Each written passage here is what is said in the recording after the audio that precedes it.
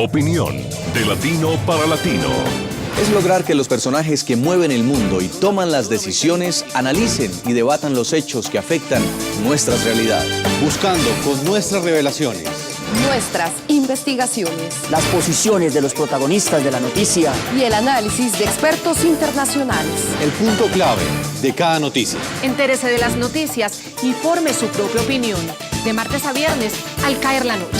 Por NTN 24. Esta es la noche en el continente americano. Cuando amanece en Europa y cae la tarde en Asia. Así cae la noche en el continente americano y transcurre la mañana y la tarde en el resto del mundo. La noche bajo la dirección de Claudia Gurizati. Egipto, la primavera árabe, inconclusa y fracturada. El enfrentamiento y la violencia no se ocupará, no es un camino a seguir para hacer frente a los principales problemas y desafíos políticos que enfrenta el país en este momento. Hace 6 semanas fue depuesto del poder Mohamed Morsi, quien fue elegido en las urnas y ocupaba la presidencia desde el 30 de junio de 2012. Teníamos la esperanza de alcanzar un diálogo nacional que terminara con la violencia y asegurara la estabilidad de los egipcios.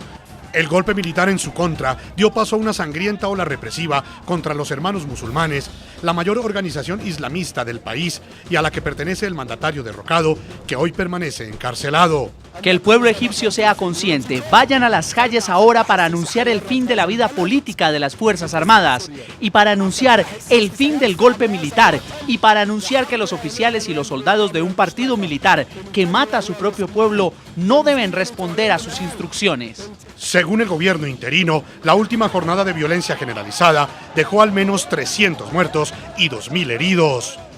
Los egipcios dentro y fuera del gobierno tienen que dar un paso atrás, que necesitan para calmar la situación y evitar más pérdidas de vidas. Hoy en el programa La Noche de NTN 24, desde Washington, el relator especial de la ONU Juan Méndez, el experto en Medio Oriente Rafat Kodme y el consultor de la Asamblea Constituyente de Egipto en el 2012, Daniel Tabana, explican y analizan el aparente fracaso de la primavera árabe en Egipto, que tras lograr elegir un presidente en las urnas, hoy parece regresar a una nueva dictadura. Comienza la noche bajo la dirección de Claudia Gurizati. La noche, bajo la dirección de Claudia Gurizati, enciende las luces para que usted vea el punto clave de la noticia. Soy Jason Calderón, bienvenidos.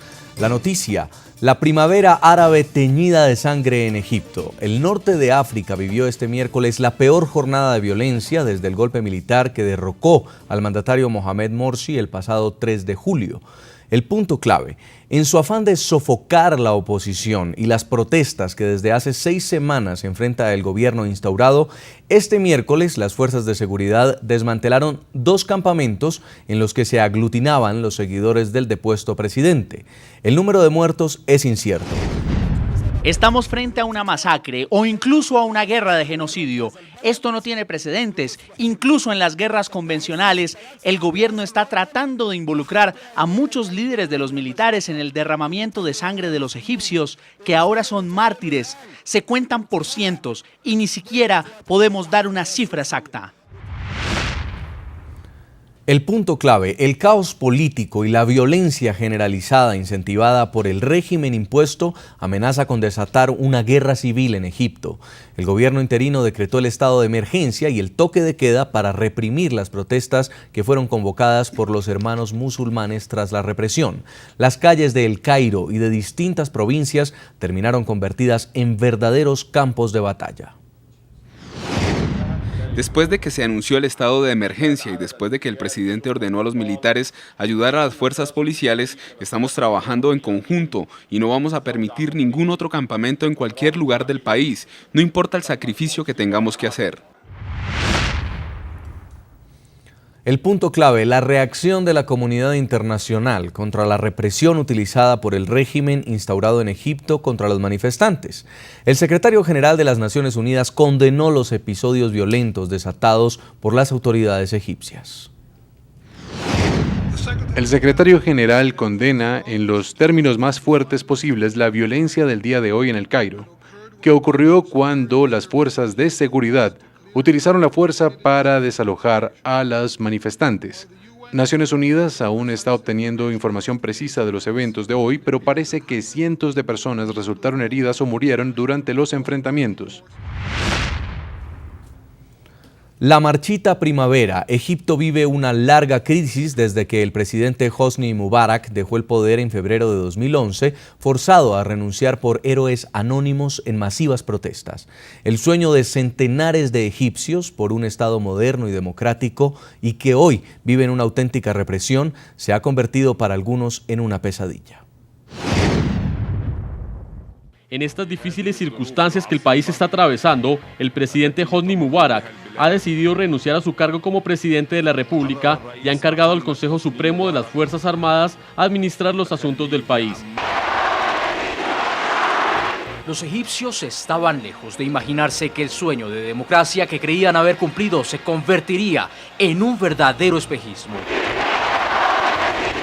En junio de 2012, casi año y medio después de la renuncia del dictador Hosni Mubarak, el líder de la hermandad musulmana Mohamed Morsi subió al poder gracias a una ajustada victoria tras las primeras elecciones democráticas en 30 años, reflejo de la polarización latente de Egipto que terminó convirtiéndose en una bomba de tiempo.